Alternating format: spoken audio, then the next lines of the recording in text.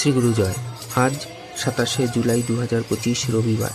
বেহালা শাখা সংঘের অন্তর্গত সোদপুর মাতৃসংঘের অনুষ্ঠান চলছে সোদপুর ধাওয়ান কলোনি কলকাতা 82তে অবস্থিত রীনা দাস দিদির বাড়িতে।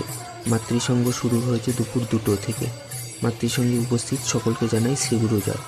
ভিডিওতে নমো নমো তুলসী এই জনপ্রিয় গানটির খানিক অংশ দেওয়া হলো, বাকিটা পরের ভিডিওতে দেওয়া হবে।